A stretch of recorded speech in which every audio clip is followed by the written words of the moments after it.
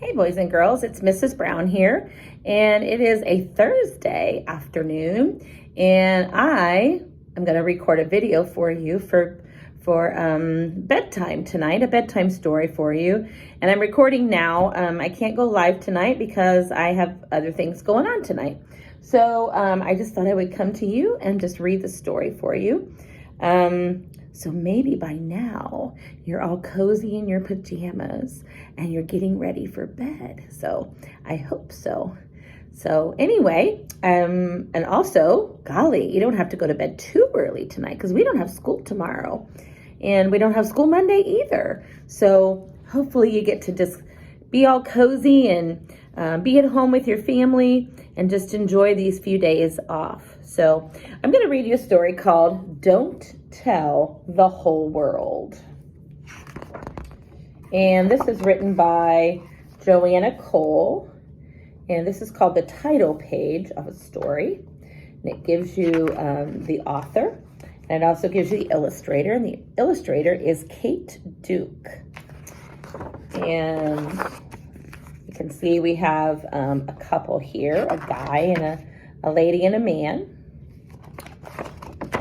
Once there was a woman who could not keep a secret.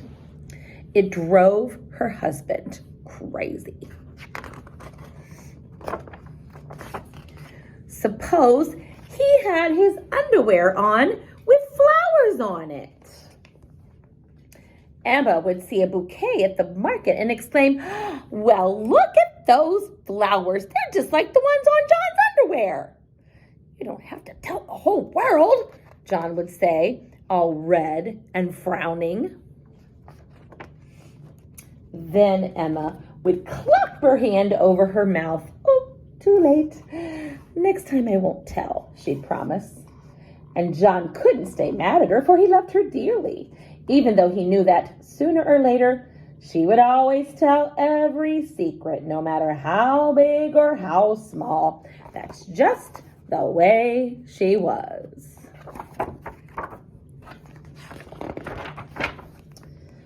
Were they rich?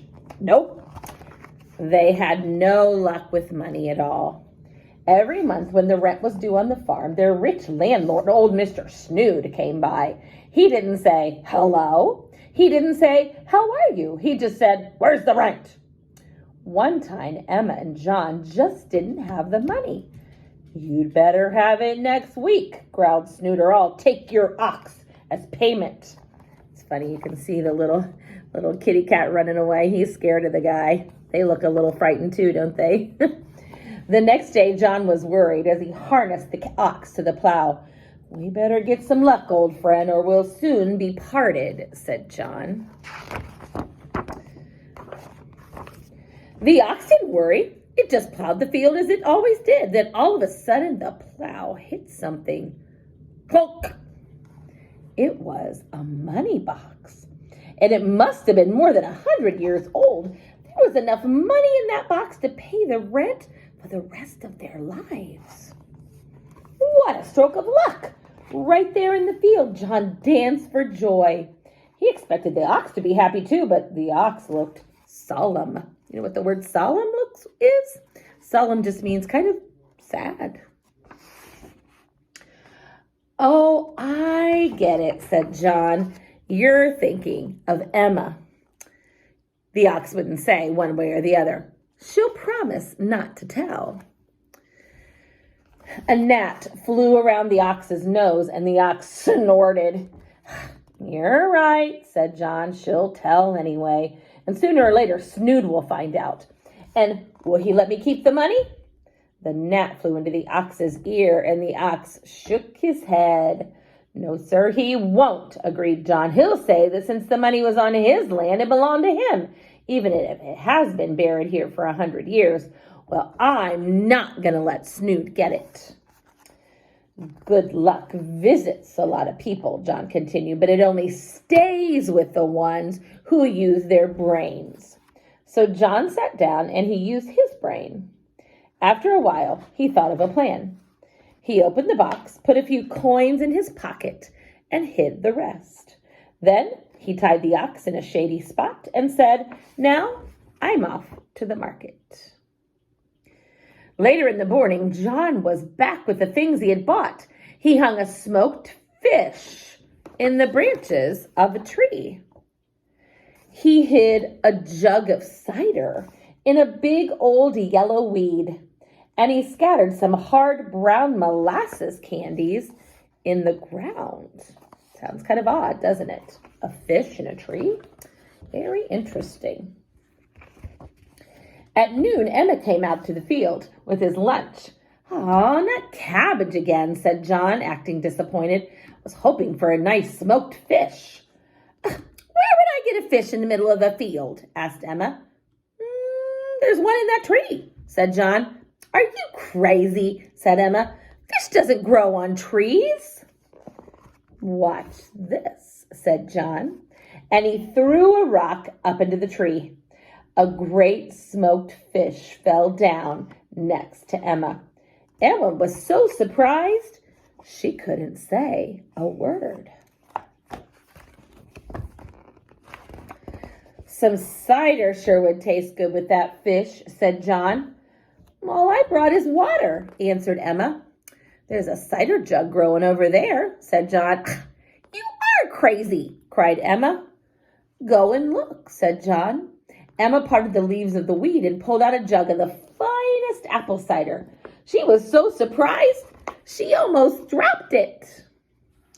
"Now we need something sweet," said John.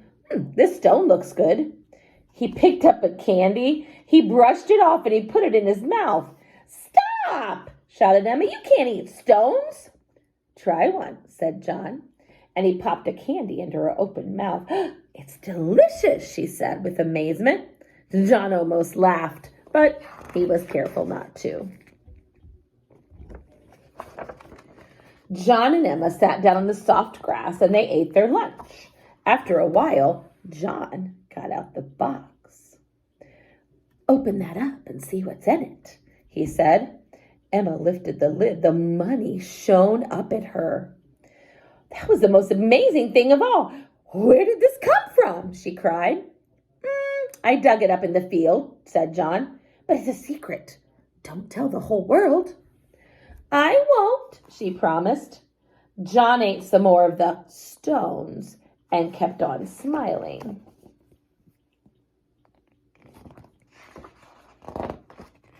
On the first day, Emma didn't tell anyone. On the second day, she almost told, but she held her tongue. On the third day, her neighbor came over. "We can't pay the rent, and Snoot's going to throw us out of our house," wailed the neighbor. Emma's good heart went out to her friend. "Don't worry," she blurted out. "With the money John found in the field, we'll help you out." Well, the neighbor told her husband, and her husband told a man, and that man told another, and on market day, guess what? Old Snood found out about it. Look at him. He's listening. He can hear what they're saying. Snood went to see John. He didn't say hello. He didn't say, "How are you?" He just said, "Here you found money in my field. Hand it over." "What money?" John began. Then he laughed. "Oh, that money. That was just a dream my wife had." "A dream, huh?" said Snood. He didn't believe it. He looks kind of mean, doesn't he? Snood went around the house to ask Emma. This time he pretended to be friendly. "Hello," he said. "That was good luck you had finding that money in the field." "That wasn't the only luck we had that day," said Emma. "Oh, really? There was more?" asked Snood, licking his lips with greed. "John caught a fish in a tree, too," said Emma. "A fish in a tree?" said Snood doubtfully. "Oh, it was the most wonderful day. We drank cider growing in a weed out there," said Emma. "Cider in a weed?" echoed Snood. "And the ground was all covered with sweet stones that you can eat," said Emma. You think he believes her? I don't know. She sounds a little bit crazy, doesn't she? Snood didn't say goodbye. He didn't say thanks for the talk.